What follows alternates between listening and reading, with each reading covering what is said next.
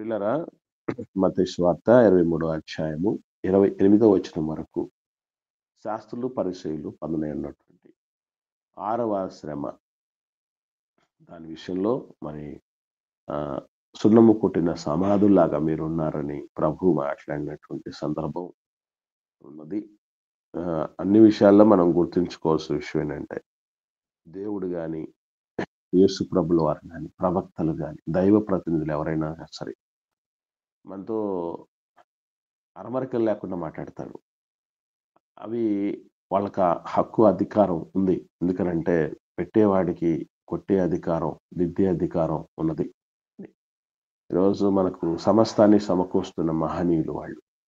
కనుక వాళ్ళ విషయంలో వాళ్ళు ఒకవేళ ఏమన్నా అంటున్నారు, కాస్త మనసు నొచ్చుకునేటట్టుగా మాట్లాడుతున్నారంటే అది మన మేలు కోసమే. ఎందుకంటే ఎన్నో సందర్భాల్లో వ్యభిచారులైన చెడ్డతరం వారు అని ప్రభువు మాట్లాడాడు. అలాగే ద్రోహులు అని గూడా మాట్లాడిన సందర్భాలున్నాయి. మూర్ఖులారా, అల్ప విశ్వాసులారా అని కూడా గద్దించిన సందర్భాలున్నాయి. ఇక్కడ సున్నము కొట్టిన సమాధులు బయట బానే ఉన్నారు, లోపల బాలేరు అని చెప్పారు. ఇవన్నీ కూడా మనకు ఒకంత మనసు నొచ్చుకునే విధంగానే అనిపిస్తాయి. నో పెయిన్స్, నో గెయిన్స్ అన్నట్టు. నొప్పి లేనిదే మనకు మనం ఏం పొందుకోలేం. మన తల్లి ప్రసవ వేదన మరణపు అంచుల వరకు వెళ్ళింది గనుకనే లోకంలోనికి మనం అందరం వచ్చాం. కాబట్టి ఆ పెయిన్స్ నాకు వద్దు అని అనుకుంటే ఈ భూమి మీదకే ఎవరు రారు. కాబట్టి దేవుడి సన్నిధిలో ఇప్పుడు తెల్లవారి లేచి దేవుడి సన్నిధిలో రావటం అనేది పెయినా కాదా చెప్పండి? హ్మ్. మీరు రావటమే గాకుండా కొంతమంది తీసుకొనొచ్చే పనిలో కొంతమందున్నారు. అది కూడా పెయినే. మీరొచ్చి వినటం ఒక పెయిను. నేనొచ్చి చెప్పటం ఒక పెయిను. అలాగే దేవుడి సన్నిధికి రావటం ఒక పెయిను. దేవుడి కొరకు భక్తిలో ఎదగటం కొరకు సమయం కేటాయించడం ఒక పెయిను. దేవుడి సేవ కొరకు సంపదను ఇవ్వటం పెయిన్. ఇవన్నీ పెయిన్స్‌తో కూడినవే. కానీ దాని వెనక గెయిన్‌ని మనం ఆలోచన చేయగలిగితే తప్పనిసరిగా వీటిలో కూడా మనం ఎంజాయ్ చేస్తాం. అది చాలా ముఖ్యమైనది. వాళ్ళందరూ బాధపడ్డారు ఆ రోజు. యేసుప్రభుల వారు ఇలా మాట్లాడినందుకు. మనసు నొచ్చుకున్నారు. మరింత పగబట్టారు. అలాగే మనకు వాస్తవాలు, చేదు నిజాలు అంటారు కదా! ఇలాంటివన్నీ మనం ఆహ్, నిఖార్సుగా ఉన్నది ఉన్నట్టు దేవుడు మా సన్నిధిలో మాట్లాడుతున్న వాళ్ళు, వాళ్ళ మీద జనులు పగబడతారన్న. పరజనులు పగపట్టరు. పర సంబంధమైన వాళ్ళు, భక్తి జీవితంలో ఉన్నవాళ్ళు పగపట్టరు గాని, మిగతా వాళ్ళు పగపడతారు. ఆ పరిస్థితుల్లో మనం వెళ్ళకూడదు. ప్రభు ఎన్ని సార్లు అవకాశం ఇచ్చి దిద్దాలనుకున్నా, వాళ్ళు మరింత కఠినులైపోయారు. మనం ఆ స్థితికి వెళ్ళకుండా జాగ్రత్త పడాలి. ఓకే. ఈ శాస్త్రులు పరిచయలు పొదలైనటువంటి 7వ శ్రమను గురించి మనం ఈ సమయంలో ధ్యానం చేసే ప్రయత్నం చేద్దాం. మత్తయి సువార్త 23వ అధ్యాయం 29వ వచనం నుండి 33వ వచనం వరకు ఉన్నటువంటిది 7వ శ్రమ. నేను చదువుతాను. జాగ్రత్తగా పరిశీలనాత్మకంగా ముందుకు సాగుదాం ప్రియులారా. మత్తయి సువార్త 23వ అధ్యాయము 29వ వచనం నుండి 33వ వచనం వరకు. అయ్యో! వేషధారులైన శాస్త్రులారా, పరిసయ్యులారా, మీరు ప్రవక్తల సమాధులను కట్టించుచు, నీతిమంతుల గోరిలను శృంగారించుచు, మనము మన పితరుల దినములలో ఉండిన ఎడల ప్రవక్తల మరణ విషయంలో వారితో పాలివారమై ఉండకపోదుము అని చెప్పుకొందురు. అందువలనే మీరు ప్రవక్తలను చంపిన వారి కుమారులై ఉన్నారని మీ మీద మీరే సాక్ష్యము చెప్పుకొనుచున్నారు. మీరును మీ పితరుల పరిమాణము పూర్తి చేయుడి. సర్పములారా, సర్ప సంతానమా, నరక శిక్షను మీరు ఎలాగూ తప్పించు. ఇది ప్రభులు వారు ఈ శాస్త్రుల పరిచయలను ఉద్దేశించి చెప్తున్నటువంటి 7వ శ్రమ. ఎంత సూక్ష్మంగా అంటే మనలో ఉన్న ప్రతి అణువును జల్లెడబట్టి ఇప్పుడు మనకు టోటల్ హెల్త్ చెకప్ అని చేస్తారు కదండీ! మీకు ఐడియా ఉందా? Total health checkup, total body checkup అని చేస్తారు చూసారా? ఎవరికైనా ఐడియా ఉందా? అది చేయించుకున్నోళ్ళు ఎవరైనా ఉన్నారా ఇక్కడ వినేవాళ్ళు? ఉందినా. Total body checkup, total health checkup అంటే మొత్తం అంటే liver functioning, heart functioning, lungs functioning, తర్వాత ఈ ప్యాంక్రియాస్, తర్వాత డైజెస్టివ్ సిస్టము, నర్వ్స్ సిస్టమ్, వీటన్నిటికి సంబంధించి ఎక్కడెక్కడ కంప్లైంట్స్ ఉండటానికి అవకాశం ఉందో వాటన్నిటిని చెకప్ చేస్తారు. దేవుడు మన ఆధ్యాత్మికమైనటువంటి స్థితిగతులు టోటల్ స్పిరిట్ చెకప్ చేస్తాడు. దేవుడి పరిశుద్ధ గ్రంథాన్ని మనం పరిశీలన చేస్తున్నప్పుడు గుర్తుపెట్టుకోవాల్సిన విషయం ఏంటంటే, ఇప్పుడు మీకు విషయం తెలుసో తెలీదో, ఈ కరోనా లాంటిది లోపలికి వచ్చి ఎంటర్ అయ్యి ఉంది అని ఏ టెస్ట్ బయటపడతో తెలుసండి? అన్ని టెస్టుల కంటే చాలా సూక్ష్మంగా గ్రహించి ఇచ్చే టెస్ట్ పేరేం పేరు ఐడియా ఉందా ఎవరికన్నా? అంటే బ్లడ్ టెస్ట్ బయటపడతా, యూరిన్ టెస్ట్ బయటపడుతుందా, ఎక్స్‌రే బయటపడుతుందా, స్కానింగ్ బయటపడుతుందా? ఇలాంటివి. బ్లడ్ టెస్టేనా తొందరగా బ్ల తెలుసు. బ్లడ్ టెస్ట్ అన్నిటికంటే సూక్ష్మమైన విషయాలను బయటపడుతుంది అని సిస్టర్ మాట్లాడడం జరిగింది. ఇంకేమన్నా ఉన్నాయా? MRI brother. Very good sister. ఈ ఎంఆర్ఐ అంటే సిటీ స్కానింగ్ అంటుంటా. ఈ సిటీ స్కానింగు నిజంగా మీరు అంటే సింప్టమ్స్ ఈజీగా కనుక్కోవడానికి అది ఎక్కడెక్కడ ఉందని కరెక్ట్‌గా, యాక్యురేట్‌గా, పర్ఫెక్ట్‌గా చూపిస్తుంది.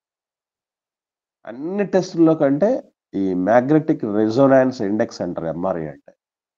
ఈ మ్యాగ్నెటిక్ రెసొనాన్స్ ఇండెక్స్ అనేటటువంటి ఎంఆర్ఐ స్కానింగ్ చాలా, చాలా, చాలా పర్ఫెక్ట్‌గా చూపిస్తుంది. ఎంఆర్ఐకి కోటి రెట్లు పవర్‌ఫుల్ స్కానర్ ఏంటన్నా ఉందంటే అది పరిశుద్ధ గ్రంథమే. దాన్నలా చదువుతూ పోతూ ఉంటే, నా గురించే చెప్పాడు దేవుడు అన్నట్టుగా ఉంటది. నా కోసమే మాట్లాడాడు అన్నట్టు ఉంటది. మీరు గూడా కరెక్ట్‌గా అందరం గూడా మనం ధ్యానించగలిగితే, నాకు ఎన్నో సార్లు అనుభవాలు. నేనెక్కడికెళ్ళి అంటే వినే పరిస్థితి వచ్చినప్పుడు, ఎక్కడికైనా వెళ్ళినప్పుడు, వినే పరిస్థితి వచ్చినప్పుడు, నన్ను దిద్దడానికి కావచ్చు, మెరుగుపరచటానికి కావచ్చు, మెలకువ మరింత పదునెక్కించటానికి గావచ్చు, అది నా కోసమే దేవుడు చెప్పాడు, చెప్పించాడు అని అనిపిస్తది నాకు. అంటే దిద్దుకునే విషయం ఒకటే కాదు సుమా నేను చెప్తున్నా. మనం పనికిమాలోళ్ళం, మనం అందరం చేతగానోళ్ళం, వేస్ట్ ఫెలోస్ అని కాదు నేను చెప్పేది.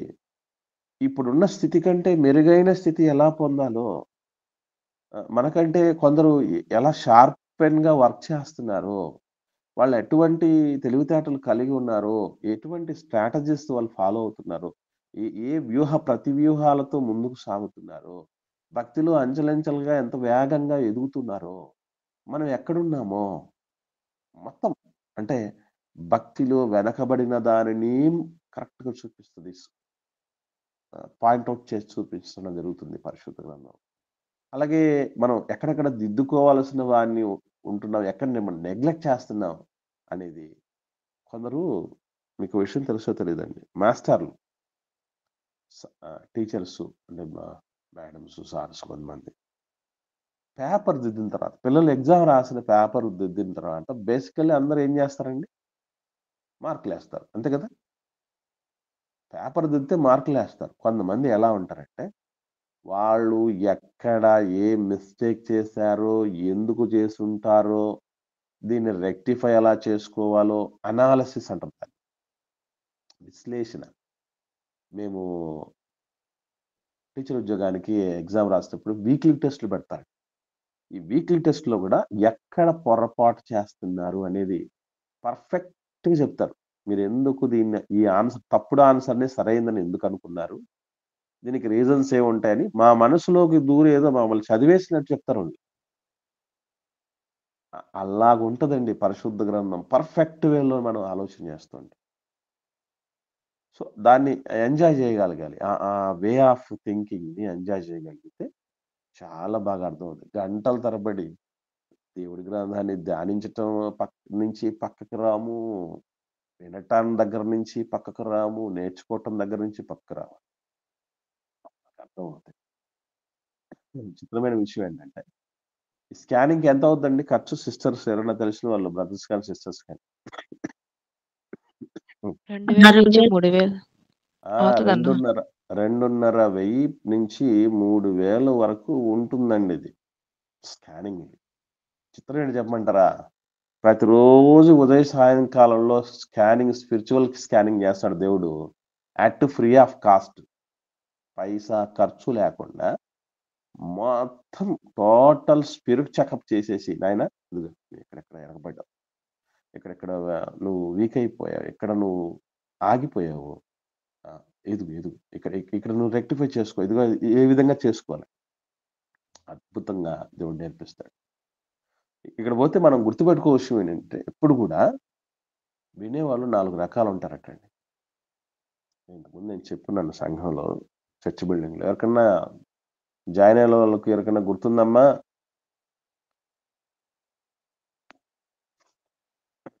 చర్చ్ బిల్డింగ్లో నేను చెప్పినటువంటి సందర్భాలు, వినేవాళ్ళు 4 రకాలు ఉంటారు చెప్పినాను. ఎవరికైనా గుర్తుందా?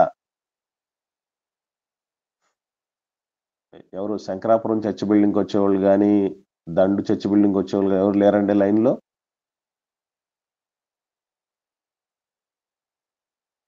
ఎవరు లేరు? విన్నా గుర్తులేదా? అదన్నా చెప్పండి. గుర్తు లేదన్నా. ఏమన్నా అట్లా ఏమన్నా ఉంటే వచ్చిన వాళ్ళు ఉన్నా కూడా గుర్తు లేకపోతే చెప్తే మంచిది. 4 రకాలైనటువంటి వాళ్ళు మీలో కూడా ఉంటారు. రేపు నేను వినేవాడిని అయితే నాలో కూడా ఉంటారు. ఆ వాళ్ళలో ఎవరిలో ఉంటున్నాం అనేది ఒకసారి గుర్తుపెట్టుకోవాలి. నేను మళ్ళీ మిమ్మల్ని అడుగుతాను, మీరు కూడా మర్చిపోయారు, మర్చిపోకండి. వినే వాళ్ళలో విని విడిచిపెట్టే వాళ్ళు ఒక రకం, మొదటి రకం విని విడిచిపెట్టేవాళ్ళు. నేను రిపీటెడ్గా ప్రతిసారి అడుగుతుంటాను, ఎందుకు అనుకుంటున్నారు? నాకేం పనిలే కాదు, మీరు ఏమాత్రం గుర్తు పెట్టుకొని ఉన్నారు అని. ఎందుకంటే గుర్తే లేకపోతే ఏం చేస్తారండి? ఎగ్జామ్ ఏ రాస్తారు చెప్పండి? చదువుకున్న విషయాలు, నేర్చుకున్న విషయాలు నీకు గుర్తులేవనంటే రేపు ఎగ్జామ్ ఏ రాస్తారు? జీవితం అని, ఇప్పుడు ఇది నేర్చుకున్నది ఎందుకు, గుర్తుపెట్టుకోవడం ఎందుకంటే జీవితం అనే పరీక్ష ఉంది మనకి. ఇది 10th exam, intermediate exam, degree, PG, PhD, ఉద్యోగం కోసం రాసే ఎగ్జామ్స్, వీటన్నిటికంటే పవర్ఫుల్ ఎగ్జామ్ ఇది ఎంత జీవితంలో నెగ్గటం అంటే. ఆ ఎగ్జామ్స్ లో పాస్ అవ్వాలంటే పరిశుద్ధ గ్రంథం పర్ఫెక్ట్ గా తెలిసి ఉండాలి. అది ఒకటో రకం ఎవరండి? విడిచిపెట్టేవాళ్ళు. రెండో రకం ఉంటారు. రెండో రకం వాళ్ళు ఎవరంటే విని విమర్శించేవాళ్ళు. విని విమర్శించేవాళ్ళు. మాట్లాడాడు, వేస్ట్ ఫెలో, టైం అంతా వేస్ట్ చేశాడు, ఈ ఫీలింగ్స్, ఆ రకమైన, అంటే ప్రతిదాన్ని అంటే రంధ్రాన్వేషణ అంటారు. అంటే అతను అట్లా చెప్పాల్సింది కాదు, ఇలా చెప్పాల్సింది కాదు. అంటే నిజం ఉంటే, సత్యం ఉంటే నో ప్రాబ్లం, కానీ అదే పనిగా వేరే పని ఉండదు కొందరు. ఏముంటారంటే విమర్శించటానికే వినేవాళ్ళు కొంతమంది. ఇది రెండో బ్యాచ్ వినేవాళ్ళలో. మూడో బ్యాచ్ ఎలాంటి వాళ్ళు అంటే వినిన తర్వాత మార్కులు వేస్తారు. ఆ లైన్లో ఆన్లైన్లో లాజరస్ బ్రదర్కి ఒక 10 మార్కులు వేసుకోవచ్చు, సురేష్ బ్రదర్కి ఒక 20 మార్కులు వేసుకోవచ్చు, గణేష్ బ్రదర్కి ఒక 30 మార్కులు వేయచ్చు, బాబు సార్కి ఒక 90 మార్కులు వేయచ్చు. మార్కులు వేసేటువంటి వాళ్ళు. రేటింగ్స్, ఈ మధ్యకాలంలో సినిమాలకు రేటింగ్లు వస్తాయి కదా, తెలుసు కదా మీకు? సినిమాలకు, తర్వాత వచ్చేసి కొన్ని వస్తువులకి, వాటికి వీటికి 5 star rating, 4 star rating, hotels కి, చాలా ఇన్స్టిట్యూషన్స్ కి, చాలా వాటికి రేటింగ్స్ ఉన్నాయి, హాస్పిటల్స్ కి. అట్లాగా సేవకులకు కూడా రేటింగ్స్ ఇచ్చేవాళ్ళు ఉంటారు. ఇది మూడో బ్యాచ్. నాలుగో బ్యాచ్ విని, అంటే సంతోషంగా విని దాని ప్రకారంగా సరిచేసుకుని దాని ప్రకారంగా జీవించేవాళ్ళు. ఈ 4 రకాల వాళ్ళు ఉంటారు వినేవాళ్ళు. మొదటి వాళ్ళు ఎవరు? విని విడిచిపెట్టేవాళ్ళు. రెండో రకం ఎవరండి? విని విమర్శించేవాళ్ళు. మూడో రకం విని మార్కులు వేసేవాళ్ళు. అమ్మా విని మార్కులు వేసేవారు. మార్కులు వేసేవాళ్ళు. నాలుగో రకం వాళ్ళు విని పాటించారు. అది ఈ 4 రకాల వాళ్ళు ఉంటారు లోకం వల్ల. మీరు గమనించండి వినే వాళ్ళలో మనం ఏ బ్యాచ్ లో ఉన్నాం అనేది చూసుకోవాలి. అలాగని తప్పు ఉంటే దిద్దాలి, తప్పు లేదు. ఎవరి దగ్గర ఇక్కడ దిద్దేవాడు గొప్పోడు, దిద్దేవాళ్ళు గొప్పోళ్ళు, మర్చిపోకండి. చాలా ప్రాముఖ్యమైనది. సో మనం ఈ విషయంలో ఫస్ట్ ఆఫ్ ఆల్ మనం ఏం గుర్తుపెట్టుకోవాలంటే, ఇందులో నాకు అప్లై చేసుకోవాల్సింది ఏమైనా ఉందా అనేది చూసుకోవాలి. ముఖ్యమైనది. శాస్త్రులు పరిచయం కోసం మాట్లాడింది నాకేం సంబంధం, నేను శాస్త్రినా పరిచయినా అంటే అస్సలు మన బుర్రకెక్కదు. నేర్చుకునేటప్పుడు అది ఎవరి కోసమో అనుకునే పరిస్థితి కాదు. ఈవెన్ మనం కూడా అప్పుడప్పుడు ఏమనుకుంటాం అంట, ఈ రోజు చర్చకి వాడు మిస్ అయిపోయాడు, మొత్తం వాటి గురించే అనుకునే వాళ్ళు ఉంటారు చూసారా. అలాంటి వాళ్ళకి ఏది ప్రయోజనకారి కాదు. గుర్తుపెట్టుకోండి. వాడి కోసం వీడి కోసం. ఇంకోసారి ఎవరన్నా మాట్లాడుతుంటే ఏం చేస్తారండి, చర్చలో కొన్ని సందర్భాలు పిల్లల్ని గమనిస్తూ ఉంటారు. ఒక విషయం చెప్తే టక్కుమని ఇంకొక వైపు చూసేస్తారు. అంటే అర్థమైంది. మీకు గమనించారా? వాళ్ళకి సంబంధించిందే మాకు సంబంధించింది కాదనుకుంటారు. అది నీకోసమే చెప్పేది విను, నీ గురించే చెప్పేది విను అన్నట్టుగా వాళ్ళు చూస్తారండి. మనం కూడా కొంతమందిని ఎట్లా ఉంటామంటే, ఒక విషయం చెప్పామనుకోండి వెంటనే ఇంకొకరు స్ట్రైక్ అవుతారు కదా. ఒక సిమ్టమ్ చెప్పామనుకోండి, ఒక సూచన చెప్పామనుకోండి, వీళ్ళకి ఒక లక్షణం చెప్పామనుకోండి, ఎర్రే ఇది వాళ్ళదేరా, వాళ్ళ కోసమేరా ఇది అన్నట్టుగా మనం అనుకుంటూ ఉంటాం. అక్కడే దెబ్బతింటాం. అలాంటి లక్షణాలు మనలో ఉన్నాయేమో చూసుకోవాలి. ఎప్పుడైనా ప్రపంచంలో గొప్పవాళ్ళు ఎవరవుతారంటేనండి, వేరే అవలక్షణాలు నాలో ఉన్నాయా లేదా అని చెక్ చేసుకునే వాళ్ళే ఉంటారు. మనల్ని మనం విమర్శించుకున్న ఎడల మనం తీర్పు పొందకుండా ఉంటాం. కాబట్టి అది చాలా చాలా ప్రాముఖ్యమైనది. ఓకే. కాబట్టి 7వ శ్రమలో ఆయన ఏం మాట్లాడుతున్నాడో ప్రభులు వారు గమనించగలిగితే 29వ వచనంలో అంటున్నాడు, మీరు ప్రవక్తల సమాధులను కట్టిస్తారు, నీతిమంతుల గోరిలను శృంగారిస్తారు అని. ఇక్కడ సూక్ష్మమైన కొన్ని విషయాలు ఉన్నాయి. 1 by 1 లాగా చదువుకుని నేర్చుకుంటూ వెళ్తాం. ఈ వచనంలో 2 సూక్ష్మమైన విషయాలు ఉన్నాయి. 2 పోలికలు కనబడుతూ ఉంటాయి. 2 పోలికలు ఎవరైనా గమనించారా? ప్రవక్తల సమాధులు, నీతిమంతుల గోరీలు. వెరీ గుడ్ అమ్మా, వెరీ గుడ్, వెరీ గుడ్. ఇక్కడ గమనించాల్సిన మన ప్రాముఖ్యమైన విషయం ఏంటంటే, ప్రవక్తలు నీతిమంతులు, ప్రవక్తలు నీతిమంతులు. 2 సమాధులు గోరీలు. వీటి మధ్య సామ్యము ఉంది, భేదము ఉంది. సామ్యము అంటే సిమిలారిటీ, పోలిక. భేదము అంటే తారతమ్యం, ఒక డిఫరెన్స్ ఉంది. అదే మనం తెలుసుకోవాల్సింది. ఇప్పుడు నీతిమంతులు, ప్రవక్తలు నీతిమంతులు అన్నారు. సిస్టరు ఒక మాట చెప్పారు, ఒకటే అది కరెక్ట్ ఆన్సర్. ఏంటంటే 2 ఒకటే అనేది ఒకవైపే కరెక్ట్. రెండో వైపు ఒక డిఫరెన్స్ ఉంది రెండింటి మధ్య. ఎనీబడి ఎల్స్ ఎవరన్నా చెప్పగలరా? ప్రవక్తలకు నీతిమంతులకు ఉన్నటువంటి ఒక చిన్న ఉల్లి పొర లాంటి డిఫరెన్స్.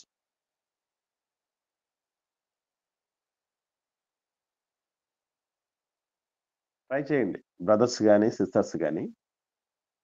ప్రవక్తలు నీతిమంతులు, ఈ రెండింటికి వీళ్ళిద్దరికి మధ్య డిఫరెన్స్ ఏంటి? సర్లేండి, మీకు ప్రశ్న అడుగుతారు, మీరు ఒకసారి ఆలోచించి చెప్పండి. మనం అందరం ప్రవక్తలమా నీతిమంతులమా? నీతిమంతులం అవ్వటానికే మనకు పూర్తి అవకాశం కదా. నీతిమంతులం ప్రస్తుతానికి పర్ఫెక్ట్ గా కాలేకపోయినా ఆ పదానికి కాస్త దగ్గర ఉండేది మనమే కదా. కానీ ప్రవక్తలం కాదంటున్నారే, ఇప్పుడు చెప్పండి, డిఫరెన్స్ అర్థమైందా మీకు? అంటే చెప్పేవాళ్ళం కాదు కదన్నా, దాన్ని ఇతరుల దేవుని మాటగా చెప్పేవాళ్ళు ప్రవక్తలు. అలాంటప్పుడు నేను కూడా ప్రవక్తేనాక? నేను చెప్తున్నాను కదా. అంటే భవిష్యత్తు చెప్పేవాళ్ళు ప్రవక్త, చెప్పేవారు ప్రవక్త. ఇంకా ఎవరన్నా చక్రి చెప్తాముడు ఏం చెప్తున్నా చెప్తున్నా. ప్రవక్త అంటే జరగబోయేది చెప్పేవారన్న ప్రవక్త. ఓకే, ప్రవక్త అంటే జరగబోయేది చెప్పారు. జరగబోయేది మేము చెప్పట్లేదా? ఇప్పుడు నేను ఎగ్జాంపుల్ జరిగింది చెప్తున్నాను. మన కోసం యేసుప్రభు రెండో రాయించింది రాక చెప్తున్నారు. యేసుప్రభు రెండో రాక రాబోతుందని చెప్తున్నావు లేదా? చెప్పిన మాట వినకపోతే నరకానికి వెళ్తానని చెప్తున్నావా లేదా? మన కోసం రాయించింది మీరు చెప్తున్నారన్న. ఏదైనా భవిష్యత్తు కదా తమ్ముడు. భవిష్యత్తేనా? సరే, ఇక్కడ గుర్తుపెట్టుకోవాల్సిన విషయం ఏంటంటే యాక్చువల్లీ ప్రవక్తలు అనగానే కేవలం భవిష్యత్తు చెప్పేవాళ్ళే కాదు. ఇప్పుడు మనం గుర్తుపెట్టుకోవాల్సింది, ప్రవక్తలు అంటే సూచక్రియలు చేశారు, మహత్కారాలు చేశారు, చచ్చిపోయిన వాళ్ళు లేపారు, ఎన్నో చేశారు. అవి మనం చేయట్లా. అది ఆ డిఫరెన్స్. ఓకేనా? రైట్. ఇక్కడ గుర్తుపెట్టుకోవాల్సిన విషయం ఏంటంటే ఒకటే స్టేట్మెంట్తో డిఫరెన్స్ చెప్పేస్తాం. గుర్తుపెట్టుకోండి. నెక్స్ట్ టైం అడిగినప్పుడు మర్చిపోకుండా గుర్తుపెట్టుకోవాలి. రేపు ఎవరైనా ఎదిగే బిడ్డల కోసం కూడా, నాయన మీరు ఇప్పుడు ఆన్లైన్కి రండిరా అని అడిగామనుకో, పిలిచామను, వాళ్ళు రావడానికి ఏం పెద్ద ఉందని చెప్పు, నేర్చుకోవాలి ఉందని చెప్పు అని అన్నప్పుడు ఇలాంటివే వాళ్ళ ముందు పెట్టాల్సింది. అయ్యా ప్రవక్తలు నీతిమంతులను రాయబడింది కదా, ఏంటి ప్రవక్తలకు నీతిమంతులకు ఉన్న పోలిక ఏంటి, డిఫరెన్స్ ఏంటి చెప్పయ్యా అని అడిగారు. ఎందుకంటే ఇవన్నీ చిన్న చిన్న అంటే ఇలాంటివన్నీ నేర్చుకుంటాం మనం అని. ఆన్లైన్లోకి వచ్చినప్పుడు ఏమవుద్దంటే అలా ప్రతి అక్షరం ముక్క జల్లి పెట్టడం జరుగుతుంది అని అర్థం అనమాట. రైట్. ఇక్కడ డిఫరెన్స్ ఏంటంటే ఒక్కటే స్టేట్మెంట్లో చదువు వచ్చిన వాళ్ళందరూ ముందు నోట్స్లో రాసుకోండి, తర్వాత మనసులో రాసుకోండి. నాయన ఎవరో మ్యూట్లో పెట్టుకోండి, అది వాయిస్ అదేదో సౌండ్ వినపడుతుంది, మ్యూట్లో పెట్టుకోండి ఆయన, బ్రదర్స్ కానీ సిస్టర్స్ కానీ. గుర్తుపెట్టుకోండి, ప్రవక్తలందరూ నీతిమంతులే, కానీ నీతిమంతులందరూ ప్రవక్తలు కాదు. డిఫరెన్స్ అర్థమైందా? డిఫరెన్స్ అర్థమైందండి? అర్థమైందండి. ప్రవక్తలందరూ నీతిమంతులే, కానీ నీతిమంతులందరూ ప్రవక్తలు కాదు. అది అంటే నీతిమంతుల్లో నుంచే రెండు బ్యాచ్లు ఉన్నాయి. నీతిమంతుల్లో నుంచి రెండు బ్యాచ్లు ఉన్నాయి. ఏంటది? ఒకటి కేవలం నీతిమంతుల బ్యాచ్ వరకే ఆగిన వాళ్ళు, వాళ్ళకు మించి ప్రవక్తలైనటువంటి వాళ్ళు. ఇది వాళ్ళిద్దరి మధ్య డిఫరెన్స్. అర్థమైందా? తర్వాత ఈ రెండో విషయం ఉంది, అదేంటి చెప్పండి. ఇక్కడ 29వ వచనంలో మనం చదివిందంటే రెండో విషయం ఉంది. ఏంటది? సమాధులు గోరీలు. ఈ సమాధులకు గోరీలకు ఏంటి డిఫరెన్స్? ఎవరికైనా సమాధులకు గోరీలకు డిఫరెన్స్ ఏంటి? అంటే నేను అడిగినప్పుడు చెప్పమ్మా. సమాధి అంటే అది కట్టడం లాగా ఒక కట్టడం కట్టేదినా, గోరి అంటే మట్టితో మాత్రమే పూడ్చబెట్టేదినా? ఓకేమ్మా, ఎక్కడ చదివావమ్మా కుమారి? ఎవరు చెప్పారు నీకు నాయనా? అంటే మనము పల్లెల్లో ఆయన చూస్తా ఉంటాం కదా, వాళ్ళు కట్టించుకున్నప్పుడు సమాధి అని పిలుస్తారు, మట్టితో వేసేసిన దాన్ని గోరి అని పిలుస్తారనా? Good, very good, right. ఇంకెవరన్నా? రెండు ఒకటే అని నేను అనుకుంటున్నానన్నా. నేను అదే చెప్పానన్నా, ప్రవక్తలు నీతిమంతుల మధ్య సిమిలారిటీ ఉంది, డిఫరెన్స్ ఉంది. అట్లాగే సమాధులు గోరీల మధ్య కూడా సామ్యము ఉంది, భేదము ఉంది అని చెప్తున్నా. సామ్యం అందరికి తెలిసిందే, అది వదిలేయి. చనిపోయిన వాళ్ళని దానిలో పెడతారు, అది సామ్యం. నాకు కావాల్సిన డిఫరెన్స్ ఇప్పుడు సిస్టర్ కుమారి గారు చెప్పారు, ఒక డిఫరెన్స్ చెప్పారు. మనం ఒక కట్టడం కట్టుకొని దాని మీద ఒక సమాధి కట్టుకునే దాన్ని సమాధి అని అంటారని, గోరి అంటే కట్టుకున్న అట్లాగా వదిలేసి కాబట్టి, లేదంటే మట్టితో చిన్నగా సింపుల్ గా కట్టింది కావచ్చు, అది గోరి అంటారని సిస్టర్ డిఫరెన్స్ చెప్పారు. అలాంటి డిఫరెన్స్ నాకు కావాలి. ఎవరైనా ఇంకేమన్నా?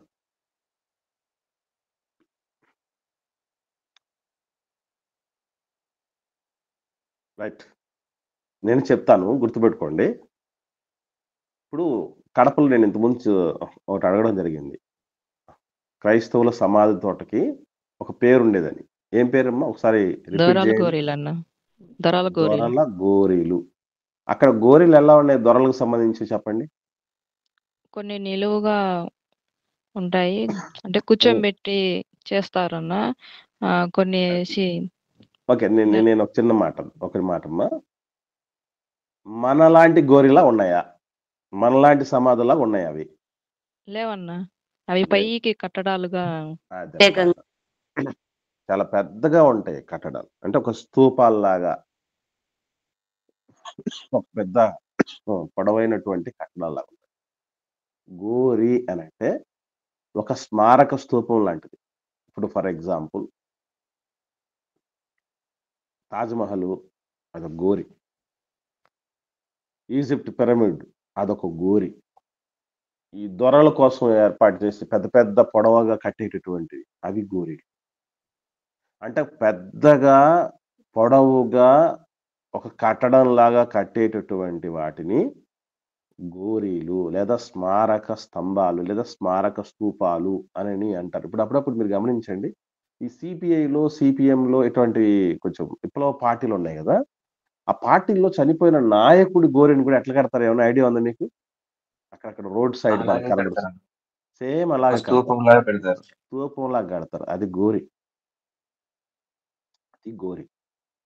గోరి అన్నటువంటిది చాలా పొడవైన ఒక స్మారక స్తూపం లాంటి కట్టడము.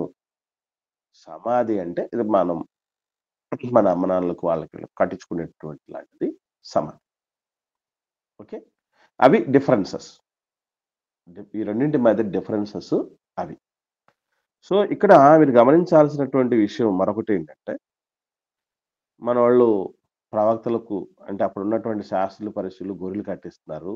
తర్వాత సమాధులు కట్టిస్తున్నారు. వారి ప్రేమను చాటుకుంటున్నారు. ఎందుకనంటే బేసికల్లీ ఒక నీతిమంతుడిని గాని, ఒక గొప్ప వ్యక్తిని గాని గౌరవప్రదమైన రీతిలో సమాధి చేయటం అనేటటువంటిది గొప్ప ఆనర్ తన జీవితంలో. అప్పుడప్పుడు చెప్తూ ఉంటారు. మన జీవితంలో ఏం సాధించుకోవాలంటే మనం చచ్చిపోయిన తర్వాత మన కోసం నలుగురు ఏడ్చే విధంగా బతకాలట. అలాగే శ్మశాన వాటిక గర్వపడే రీతిగా బతకాలి. అక్కడ మనం ఆహ్, మనం సాగనంపేటప్పుడు, సమాధి తీసుకెళ్ళేటప్పుడు చెప్తూ ఉంటారే, అబ్బా! ఎంత ఎంత మందిని సంపాదించుకున్నారండి. ఇసుకేస్తే చాలనంత రాలనంత జనం. జనం వచ్చారు అని జెప్పేసి. ఎంతమంది వచ్చారు, ఏం సంగతి, ఎక్కడెక్కడి నుంచి వచ్చేసారు అని మన అంబేద్కర్ గారు చనిపోయినప్పుడు దాన్ని మహానిర్యాణం అన్నారు. ఎంతమంది జనాలొచ్చారంటే దేశవ్యాప్తంగా ఏ నాయకుడు చనిపోయినప్పుడు అంతమంది రాలేదట. అంత గొప్ప ఆయన, ఆయన అంతిమ యాత్రని ఒకసారి అది already black and white photos గాని మనకు సోషల్ మీడియాలో పెట్టారు. ఒకసారి చూడండి మీకు అర్థమవుతాయి. అలా ఎక్కువగా అంటే ఒక నీతిమంతుడిని గొప్పగా సాగనంపటం అనేటటువంటిది నాకనిపిస్తూ ఉంటది. ఇప్పుడు సెమినార్ రాష్ట్రం జరిగినప్పుడు ఆన్‌లైన్‌లోకి వచ్చినటువంటి పిల్లలు కొంతమంది అన్నను మనం ఇట్లా చూసాం గానీ ఎప్పుడు చూసినా ఈ మొబైల్‌లో చూస్తూ వచ్చాం గానీ డైరెక్ట్‌గా చూడలేదు అని వచ్చారు కొంతమంది పిల్లలు. నెక్స్ట్ టైమ్‌కు కొంతమంది బతికున్నప్పుడు ఇటొచ్చినప్పుడు రేపు చచ్చిపోయినప్పుడు రారా? వస్తారు గదా! అంటే ఒక నీతిమంతుడికి ఇచ్చే ఆనర్ అది. ఆ ఆనర్‌ను వీళ్ళు చేస్తున్నారు, బానే ఉంది. వాళ్ళకు సమాధులు కట్టిస్తున్నారు. ప్రవక్తలకు పిల్లలు గాదు వాళ్ళు. శాస్త్రులు, పరిసయ్యులు ప్రవక్తలకు కడుపున పుట్టినటువంటి బిడ్డలు గాదు. ఇప్పుడు మనం సమాధి కట్టించాలనుకోండి, ఎవరు కట్టిస్తారు? ఇప్పుడు నాకు సమాధి కట్టించాలంటే ఎవరు కట్టిస్తారండి? మన ఇంట్లో వాళ్ళు కట్టిస్తారు. ఏదో నా భార్య కట్టిస్తుంది. నా పిల్లలు కట్టిస్తారు. మీకు కట్టాలంటే ఎవరు కడతారు? మీ ఇంటి సభ్యులు కదా కట్టేది. ఎవరో వచ్చి కట్టరు గదా! ఎవరో వచ్చి కట్టరు గదా! కానీ ప్రవక్తలు కడుపున పుట్టలేదు ఈళ్ళు. నీతిమంతుల కడుపులో ఏం పుట్టలేదు. కానీ వాళ్ళకు సమాధులు కట్టిస్తున్నారు, గోరీలు కట్టిస్తున్నారంటే గొప్ప సంగతి కదా! ఏవండి? సంబంధమే లేనటువంటి ఎవరో ఒకరు మీళ్ళల్లో వచ్చి బాగా గట్టిగా సమాధి కట్టారు. నాకు గోరీనే కట్టారనుకుందాం కాసేపు. ఎందుకంటే ఒక మినిస్ట్రీని చేస్తున్నారు. చాలా మందికి పరిచయం చేస్తూ వచ్చారు. అదో ఇదో రకరకాలుగా ఎన్నో అనుకోని చేశారు, కట్టించారు. మీరు కట్టించారనుకోండి సంబంధం లేదు. నాకు రక్త సంబంధికులేం గాదు గదా! అయినా గూడా మీరు కట్టించారంటే మీరు భక్తులు అని అర్థం. గొప్ప సంగతి గదా అది. గొప్ప వ్యక్తులనే కదా అర్థం. అట్లాగే వీళ్ళు గూడా గొప్పగానే ఉన్నారు. ప్రభువుల వారు అదే చెప్పారు. దేవుడికున్న గొప్పతనం ఏంటంటే, మనం జేసిన గొప్ప సంగతులు చెప్తూ అట్ ద సేమ్ టైమ్ ఆ గొప్ప సంగతుల మాటున దాగి ఉన్న చాప కింద నీరు లాంటి ప్రమాదకరమైన లక్షణాల్ని గూడా చెప్తాడు. మహనీయుడు దేవుడికున్న గొప్పతనం, దైవజనులకున్న గొప్పతనం ఏంటంటే, మనం ఏ విషయాల్లో గొప్పవాళ్ళో చెప్తారు. అలాగే ఆ గొప్పతనం వెనుక దాగి ఉన్నటువంటి సమస్య, ఇబ్బంది, ఒక లోటు వాళ్ళు చెప్తారు. ప్రభు కూడా అదే చేశాడు. మీరు కడుతున్నారు మంచిదే. కానీ మీరు ఒక విషయం అనుకుంటున్నారు. దాంట్లో మీకొక క్లారిటీ కావాలి. ఏమిటది 30వ వచనంలో అన్నమాట. మత్తయి సువార్త 23వ అధ్యాయం 30వ వచనం. మనము మన పితరుల దినములలో ఉండిన ఎడల ప్రవక్తల మరణ విషయంలో వారితో పాలివారమై ఉండకపోదుమని చెప్పుకొందురు. మనలో కూడా చాలా మందికి ఇలాగ అనిపిస్తూ ఉంటది. నేను దీని విషయంలో మెసేజ్ కూడా ఒకటి మాట్లాడాను. పిల్లలకు గుర్తుందో లేదో గానీ. ఏమనంటే ఇప్పుడు మనకు అప్పుడప్పుడు అనిపిస్తుంది. యేసు ప్రభు కాలంలో మనమే గనుక జీవించి ఉంటే ఎవరికైనా అనిపించిందా లేదా? నాకనిపించింది నా చాలా సార్లు. చాలా సార్లు అనిపించుంటది. మనకే నాకు అనిపించింది. ఏమనంటే యేసు ప్రభు కాలంలో మనమే గనుకొనుంటే యేసు ప్రభుని మనం ఎంత బాగా చూసుకునేవాళ్ళం. వాళ్ళలాగా ఆరడి పెట్టేవాళ్ళమా, బాధ పెట్టేవాళ్ళమా, హింసించేవాళ్ళమా, సిలువేయమని కోరుకునేవాళ్ళమా, అనాథగా వదిలేసేవాళ్ళమా, సిలువకు అప్పగించేవాళ్ళమా, అస్సలు ఆ పని చేసేవాళ్ళం గాదు. ఈవెన్ శిష్యులు పారిపోయినప్పుడు కూడా ఏమనిపించుంటది మనకు చెప్పండి? అనుకోకుండా ఉంటే బాగుండు. ఆ నేనైతే శిష్యుల్లో నేనుండుంటే అస్సలు పారిపోయే ప్రసక్తే ఉండేది గాదు. ఏమైనా సరే కాడో పేడో తెలుసుకున్నా నా ప్రభు జోలికి ఎవడన్నా వస్తే నేను ఊరుకుంటానా అని అనిపించుంటది కదా! శిష్యులు అపొస్తలులు జీవించిన కాలంలో నేను జీవించుంటే బాగుండేది. హ్మ్. ఇలా రకరకాలుగా మనకు అనిపిస్తూ ఉంటది. కొన్ని కొన్ని సందర్భాల్లో ఎక్కడన్నా అన్యాయం జరిగిన పరిస్థితుల్లో ఉండినప్పుడు మన మనస్తత్వం ఎలా ఉంటదంటేనండి, హ్మ్, కొన్ని సీరియల్సు, సినిమాలు అవి చూసేటప్పుడు మంచోళ్ళకు సమస్యొచ్చిందనుకోండి, మనకిక్కడ బాధ. వాళ్ళు కొడుతూ ఉంటే ఆ కొట్టేవాడి మీద ఒక ఆక్రోషం. బాధ పెట్టేవాళ్ళ మీద కోపం. వాడు వాడి చేతులు పడిపోవాలనో, లేకపోతే వాడు చచ్చిపోవాలనో, వీడికి తగిన శాస్తి జరగాలనో అనుకుంటూ ఉంటాం. అదే ప్లేస్‌లో ఒకవేళ నీతిమంతులో మంచి వ్యక్తులో ఇబ్బంది పడుతూ ఉంటే, ఎవరు పట్టించుకోకపోతే, అరే! నేనుంటే బావుండు. నేనేదో ఒకటి చేసుండేవాడిని. ఏదో ఒకటి చేసుండే దాన్ని అనుకుంటూ ఉంటాం. అది సహజ సిద్ధమైన మానవ స్వభావం. ప్రభువు గూడా దాన్నే ఆ సూక్ష్మమైన విషయాన్ని ముందు పెడుతున్నాడు. ఏమనంటే, మనము మన పితరుల కాలంలో ఉండుంటే, ప్రవక్తలను చంపిన వాళ్ళమే ఉంటాం మనం అసలు. మన అమ్మ నాన్నలను గూడా చంపించిండే పరిస్థితులు. చంపుతుంటే మనం ఊరుకుంటామా? మనం అడ్డుపడం. మనకు ప్రవక్తలంటే ఎంత ప్రేముంది, ఎంత గురింది అని అనుకుంటూ ఉంటారు. కానీ గుర్తుపెట్టుకోండి, మనం ఇక్కడే పొరపాటు చేస్తున్నాం. ఎలాగంటే, దేవుడు ఎప్పుడు, ఎక్కడ, ఎవరిని, ఏ తరములో, ఎవరి గర్భవాసము గుండా, ఏ నాయకత్వం కింద నడిపిస్తే బావుంటుందో ఆయనకు బాగా తెలుసు.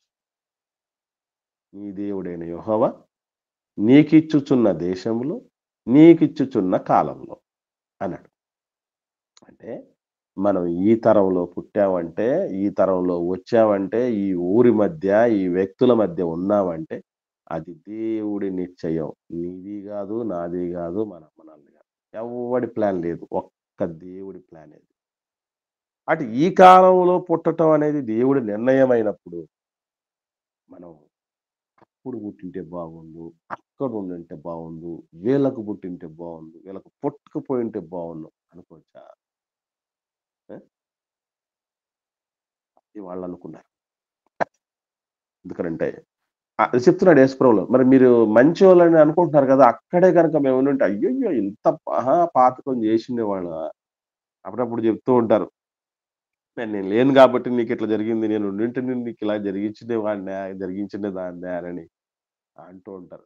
ఈ మాటలు ఇట్లా అనగానే నాకు అదిగో యేసుప్రభుల వారు ఆ మాట చెప్పిన మాటలు గుర్తొస్తాయి నాకు.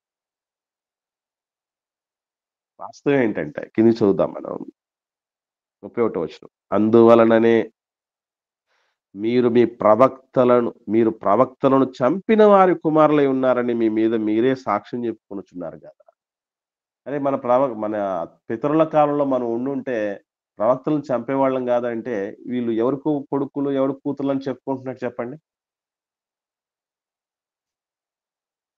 ప్రవక్తలను చంపిన వాళ్ళ పిల్లలని చెప్పుకున్నట్టే గదా! మరి పులి కడుపున పులే పుడతన్నట్టు.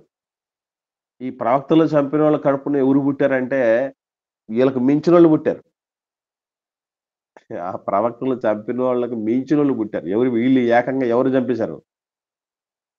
క్రీస్తునే చంపేసినారు. యేసుప్రభునే చంపేశారు. ఏ ప్రవక్తలు సమూయేలు మొదలుకొని ఎందరి ప్రవక్తలు ప్రవచించిరో, ప్రవక్త కంటే గొప్పవాడు, దేవాలయం కంటే గొప్పవాడు, సొలొమోను కంటే గొప్పవాడు, యోనా కంటే గొప్పవాడు, దేవదూతల కంటే గొప్పవాడైనటువంటి, దైవ సముడైనటువంటి, లోకరక్షకుడైనటువంటి, లోక పాపములు మోసుకొని పోయినటువంటి, పాపములు ఎన్నటికిని ఎవరును ఏ రీతిగాను తీయలేనటువంటి వాటిని తీసి పవిత్రపరచి పరలోకంలో ఉన్న దేవుడి దగ్గరికి ప్రార్థనలు వెళ్ళాలి అన్నా, పర్సన్ వెళ్ళాలన్నా, వ్యక్తి వెళ్ళాలన్నా యేసుప్రభువే దిక్కైనటువంటి వ్యక్తిని ఏకంగా ఆయన్నే టార్గెట్ చేశారు.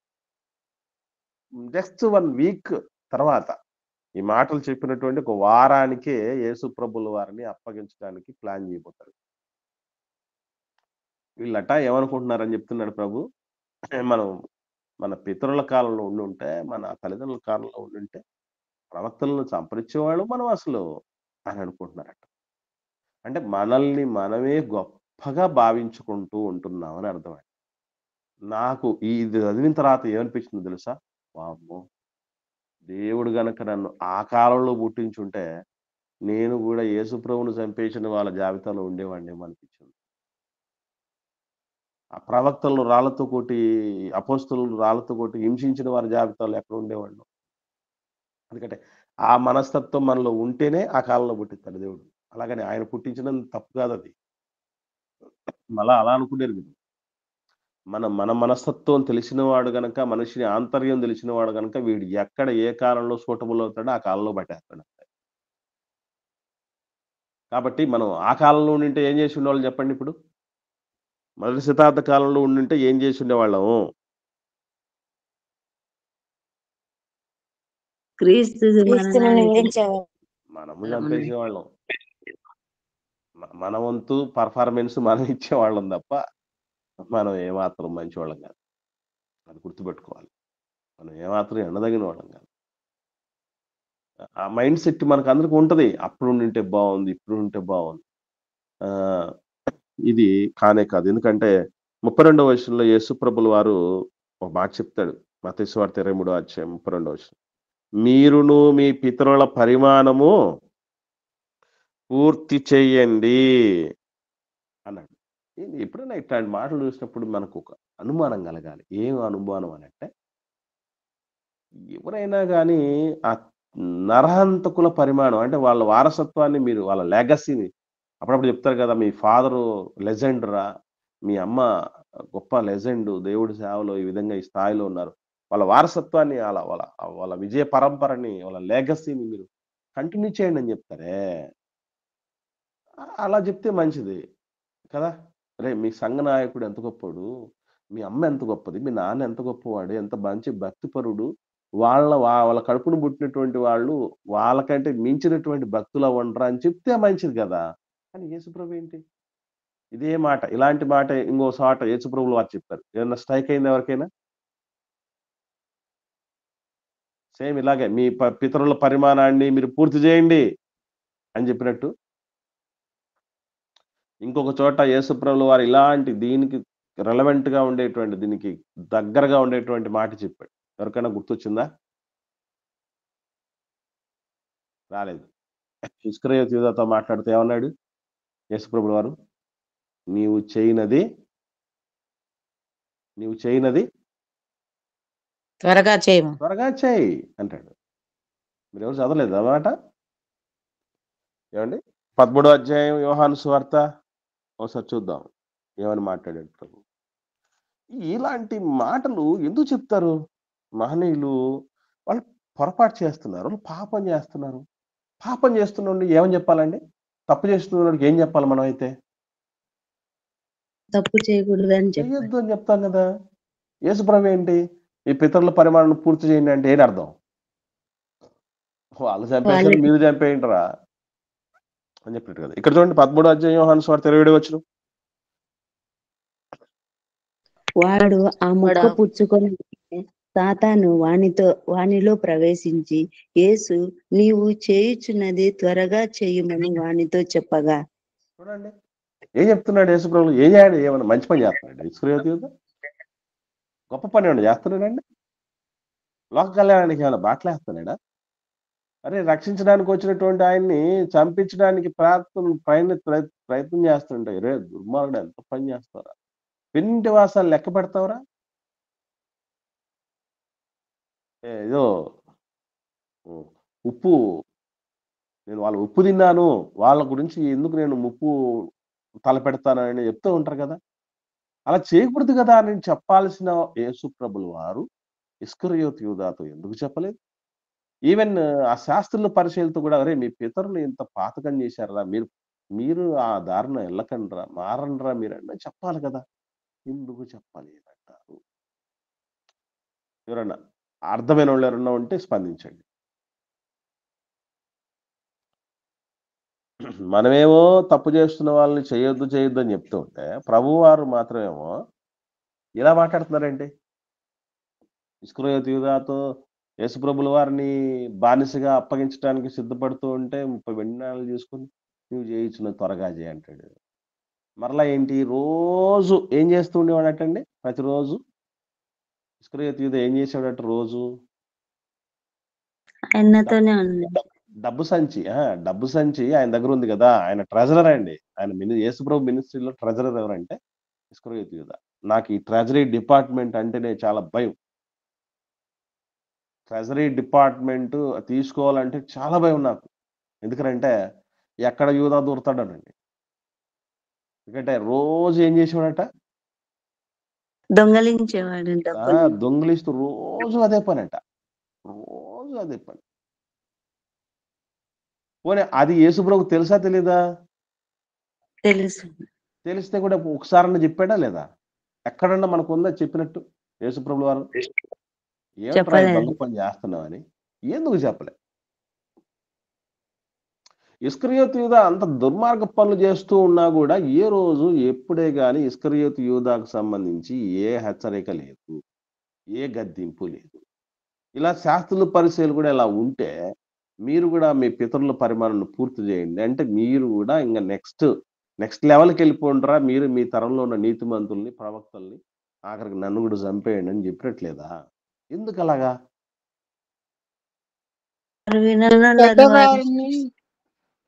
చెడ్డవాణి గాని నిమ్ము అనే లేఖనం ఉంది కదన్నా. వెరీ గుడ్ అమ్మా, వెరీ గుడ్. మంచి మాట చెప్పారు తల్లి, సూపర్. ఇక్కడ మనం గుర్తుపెట్టుకోవాల్సిన విషయం ఏంటంటే అపవిత్రుడైన వాడిని అపవిత్రుడిగా చూద్దాం. ఆ మాట చూద్దాం.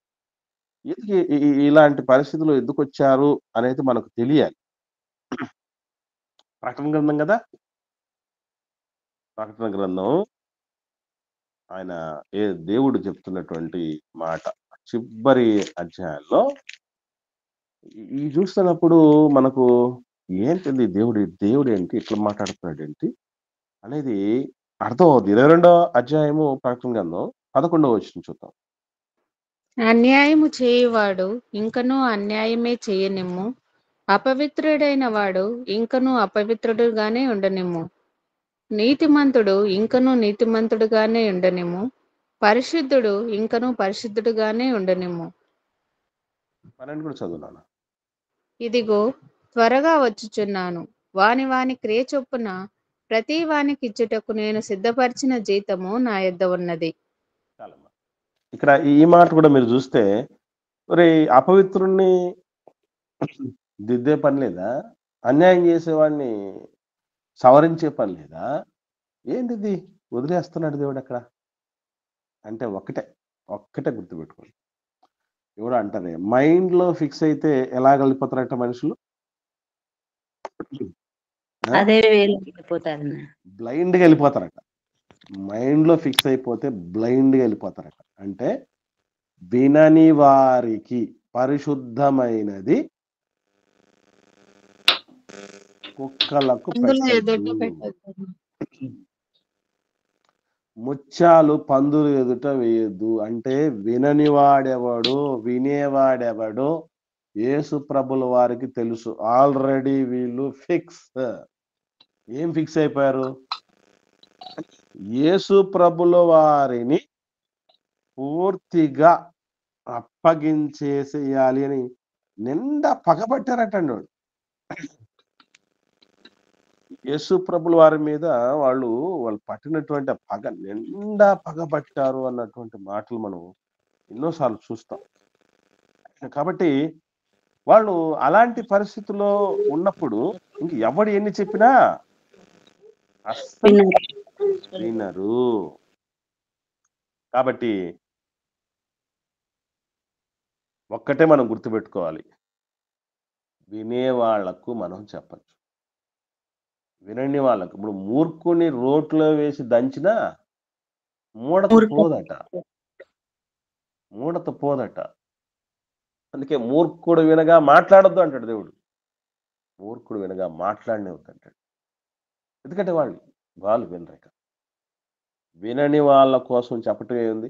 మీరు ఏమి చెప్పినా చెప్పకపోయినా మీరు చేయాల్సిందే చేస్తారు. కాబట్టి చేసేయండి. ఇస్కరియోతు యూదాకు చెప్తే ఇంక వినడు కాబట్టి ఏమన్నాడు యేసుప్రభుల వారు? కానీ త్వరగా చేసి అన్నాడు. త్వరగా చేసి మనం కూడా ఒక మనిషి మాట వినరు, ఇంకా ఎన్ని చెప్పినా వినరండి వీళ్ళు అనుకుంటే ఏం చెప్తాం మనం? ఏమంటాం మనం? మేము చెప్పినా నువ్వు వినవు కానీ చేసుకోపో, నీ ఇష్టం వెళ్ళిపో అని చెప్తాం. అంటే నీ ఇష్టం వెళ్ళిపో అని చెప్పటం తప్పు కాదు. కొన్ని సందర్భాల్లో మనిషిని ఈ దేవుడే వదిలేసుకున్నాడండి. అంటే ఏది మొత్తం సమస్తాన్ని పెట్టి అన్ని ఊపిరిచ్చి, జీవం ఇచ్చి, ఉనికినిచ్చి, రక్షణిచ్చి, కుటుంబాన్ని ఇచ్చి, ఆయుష్నిచ్చి, ఆరోగ్యాన్ని ఇచ్చి అన్ని సమకూర్చిన దేవుడు చేతులు ఎత్తేస్తున్నాడు.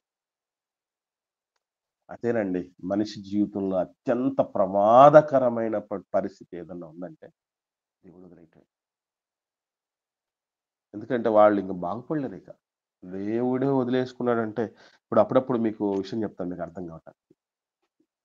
దేశంలో 2 హాస్పిటల్స్ దేశమంతట్లో, నార్త్ ఇండియాలో ఒకటి, సౌత్ ఇండియాలో ఒకటి. 2 ఎక్కడ బాగుపడిన వాళ్ళు అక్కడ బాగుపడతారు. సౌత్ ఇండియాలో మనం సౌత్ ఇండియాలో ఉన్నాం కనుక ఒక హాస్పిటల్ ఉంది, ఫేమస్ హాస్పిటల్. ఏంటది గుర్తుందా మీకు ఎవరికైనా?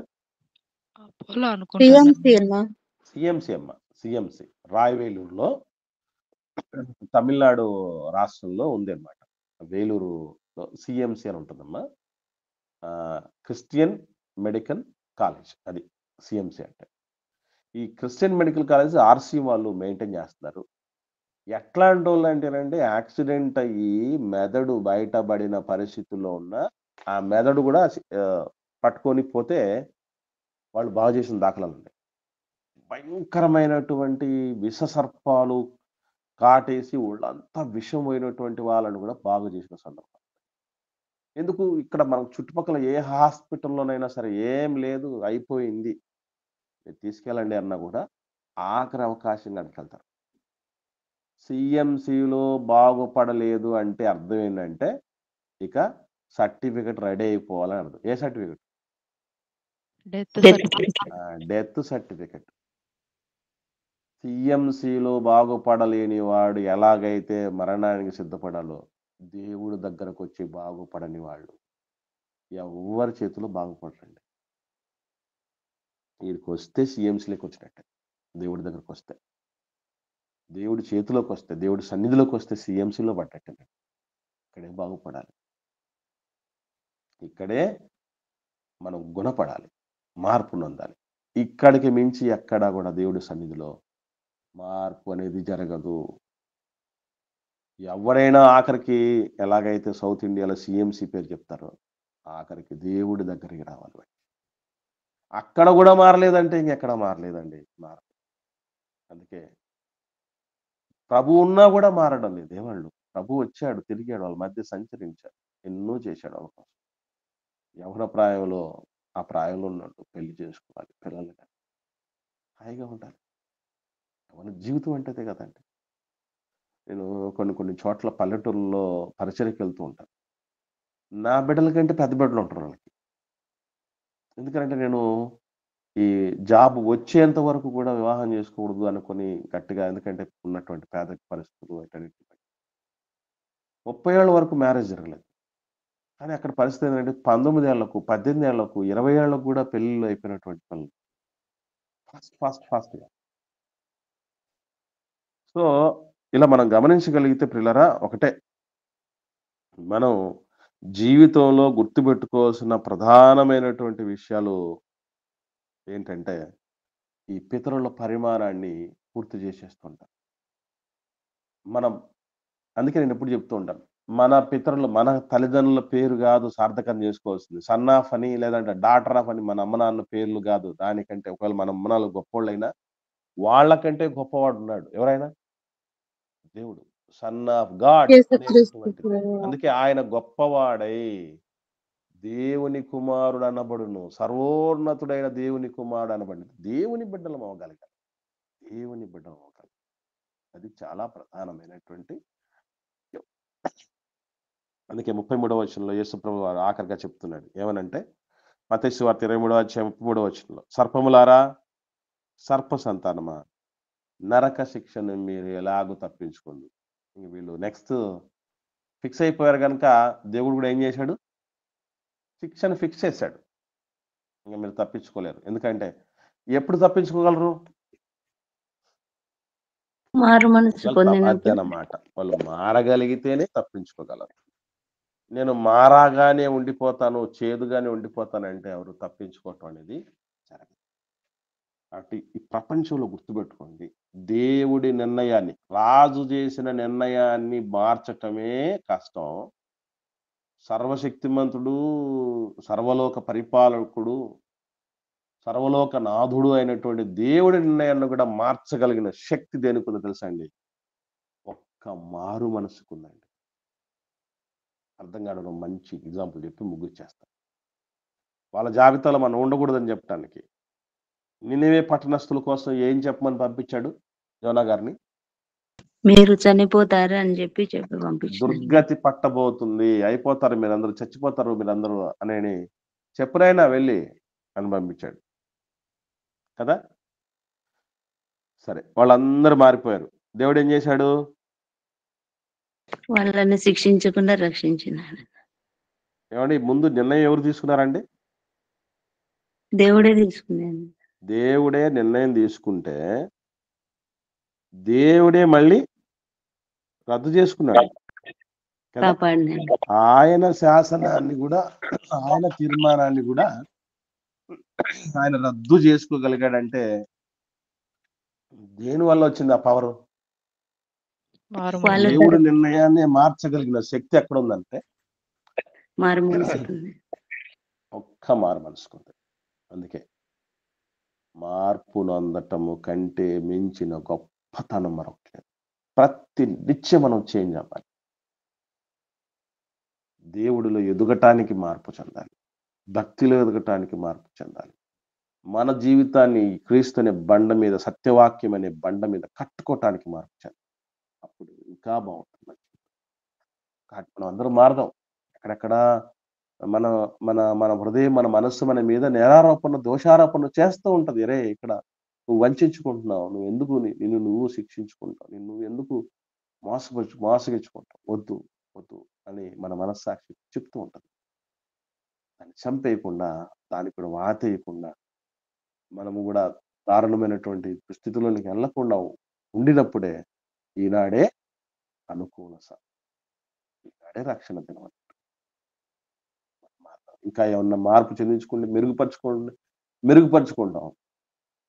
వాళ్ళలాగా మనం ఉండకుండా మనంత ప్రయత్నం చేయాలి. ఇది 7వ శ్రమ. ఎవరికైనా ఏమైనా సందేహాలు ఉంటే దయచేసి అడగండి. లేని పక్షాన ఒకరు ప్రార్థన చేయండి.